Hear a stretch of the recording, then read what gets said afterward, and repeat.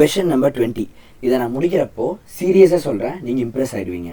உங்களுக்கும் கம்ப்யூட்டருக்கும் ரியல் ரேஸே இருக்கும், உங்களுக்கு அதோட ரியல் பவர் அண்ட் ஸ்பீடும் புரிய வரும்.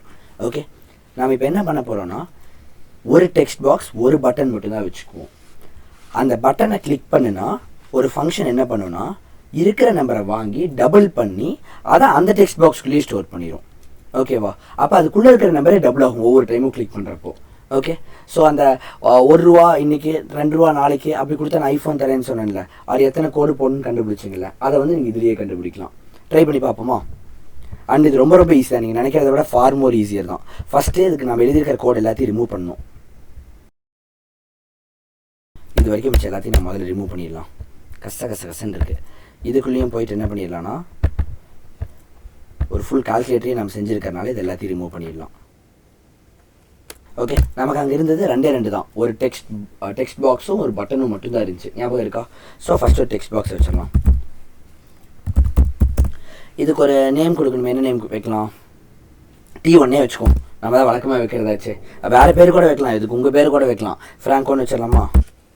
நீங்கள் வைக்கிற நேம் தான், அதுதான் நான் உங்களுக்கு புரிய வைக்க ட்ரை பண்ணுறேன். ஓகே, இதுக்கப்புறம் இந்த டெக்ஸ்ட் பாக்ஸ்க்குள்ளே வந்து பிளேஸ் ஹோல்டர் கொடுக்கணும் இல்லையா? பிளேஸ் ஹோல்டர் டெக்ஸ்ட்டே வேணாம், நம்ம ஃபஸ்ட்டு வந்து டைரெக்டாக டெக்ஸ்ட்டுக்கே போயிடலாம். 1லேருந்து ஆரம்பித்தா தான் டபுள் பண்ண ஈஸியாக இருக்கும். So text equal to 1. அடுத்தது ஒரு பட்டன். இந்த பட்டன் தான் டபுள் பண்ணுறதுக்காக. ஸோ இதில் என்ன வேணும்னா, கண்டென்ட்டுக்குள்ளே வந்து டபுள் அப்னு வச்சிடலாம். அடுத்தது இந்த பட்டனை கிளிக் பண்ணால் நமக்கு ஏதோ ஒரு ஃபங்க்ஷன் கால் ஆகணும். ஸோ கிளிக்குள்ளே வந்து நம்ம வந்து இப்படியே வச்சுருவோம். அதுவே எல்லாத்தையும் க்ரியேட் பண்ணி கொடுத்துருவோம்ல, பட்டன் கிளிக்னே வச்சுருவோம். ஓகே, ஸோ C# போய் இப்போ நம்ம என்ன பண்ணோம்னா, இதை கிளிக் பண்ணால் ஃப்ராங்கோக்குள்ளே என்ன இருக்கோ அதை எடுத்து டபுள் பண்ணி திருப்பி ஃப்ராங்கோக்குள்ளேயே வச்சிடணும். இவ்வளோ தான் நம்ம பண்ண போகிறோம். ஸோ அப்போ இங்கே வந்துட்டிங்கன்னா பட்டன் கிளிக் அதுவே நமக்கு எழுதி வச்சுருக்கோம். வெரி நைஸில். இப்போது இதுக்குள்ளே வந்து நம்ம ஃபர்ஸ்ட் ஃப்ராங்கோக்குள்ளே என்ன இருக்குன்னு எடுக்கணும். So Franco dot text. இப்போ ஃப்ராங்கோக்குள்ளே என்ன இருக்குன்னு கிடச்சிருச்சா? இதை நம்ம என்ன பண்ணோம், ஃபஸ்ட்டு இன்டீஜராக மாற்றினா தான் நம்மளால் டபுள் பண்ண முடியும். ஞாபகம் இருக்கா? நம்ம வந்து ஆட் சப்ட்ராக்ட்லாம் பண்ணுறப்ப முதல்ல இன்ட்டாக கன்வெர்ட் பண்ணுவோம். int டாட் பார்ஸ் பண்ணுவோம். ஞாபகம் இருக்கா?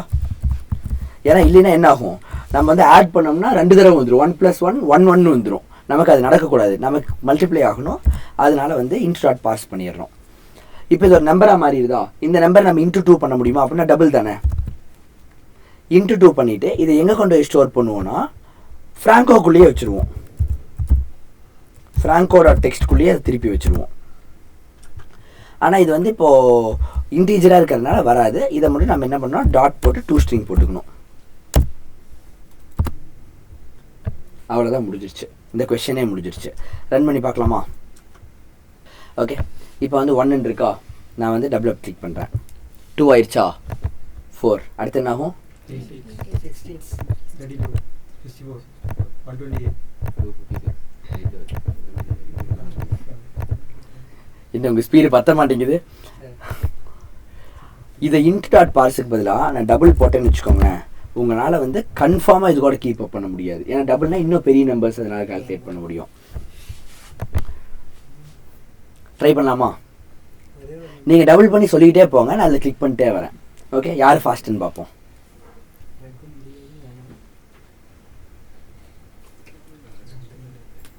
ஏன்னா டிப்ளாய் ஆக மட்டும் கொஞ்சம் டைம் எடுத்துக்குது. ஸ்டார்ட் பண்ணலாமா? 3, 2, 1 ஸ்டார்ட்.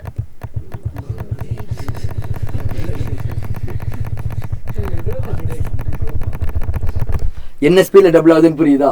அப்போ எவ்வளோ கால்குலேஷன் உள்ளே போகணுன்ட்டு பாருங்கள். இதை எடுத்து ரீட் பண்ணி டபுள் பண்ணி மறுபடியும் ஸ்டோர் பண்ணுது. திரும்ப எடுத்து ரீட் பண்ணி டபுள் பண்ணி அது ஸ்ட்ரிங் இன்ட்டாக மாற்றி இன்ட்ரெஸ்ட் இதாக மாற்றி எவ்வளோ ஒர்க் போயிட்டுருக்கு. அந்த ஸ்பீட் மட்டும் பாருங்கள் எப்படி போயிட்டுருக்குதுன்ட்டு. இப்போ தான் அது கிவ் அப் பண்ணியிருக்கு, இவ்வளோ பெரிய நம்பர் வந்ததுக்கப்புறம் தான். ஓகே, ஸோ இது எப்படி ஆச்சுங்கிறத வந்து நான் உங்களுக்கு காமிச்சிட்றேன். ஃபர்ஸ்ட் வந்து நம்ம 1 டைப் பண்ணோமா, அந்த 1 வந்து இங்கே ஸ்ட்ரிங்காக வந்திருக்கும். ஓகே, இப்போ 1 வந்து டபுள் டாட் பார்ஸ் ஆகணும். அப்போ என்னவா மாறும், அது வந்து 1ங்கிற நம்பராக மாறிடும். 1 × 2 என்ன, 2. இப்போ 2 வந்து ஸ்ட்ரிங்காக மாறும். அப்போது அது என்ன ஆகும், இப்படி 2 மாறிடும். இப்போ அது ஃப்ராங்கோ டாட் டெக்ஸ்ட்னோடனே அங்கே போய்க்கும். டெக்ஸ்ட் பாக்ஸில் அது வந்து காமிச்சிடும். புரிஞ்சுதா? இப்போ என்ன ஆகும்னா, இப்போ 2 நீங்கள் மறுபடியும் பட்டனை கிளிக் பண்ணிட்டீங்க. திரும்ப பட்டனை கிளிக் பண்ணோடனே திரும்ப இங்கேயே வரும். அப்போது இப்போ ஃப்ராங்கோட டெக்ஸ்ட்குள்ளே என்ன இருந்துச்சு 2 இருந்துச்சு. அப்போது இப்போ அது வந்து அந்த 2 எடுத்துக்கும். இப்போ 2-வை வந்து பாஸ் பண்ண என்ன ஆகும், 2ங்கிற நம்பராக மாறும்.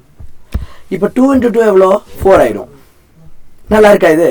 இப்போ 4ஓட ஸ்ட்ரிங் வேல்யூ என்ன, டபுள் கோட்ஸ்குள்ளே 4. ஓகே, இப்போ இது வந்து ஃப்ராங்கோட டெக்ஸ்ட்குள்ளே போனோடனே அங்கே 4ன்னு போயிடும். புரிஞ்சுதா இது எப்படி நடந்துட்டு இருக்குதுன்ட்டு?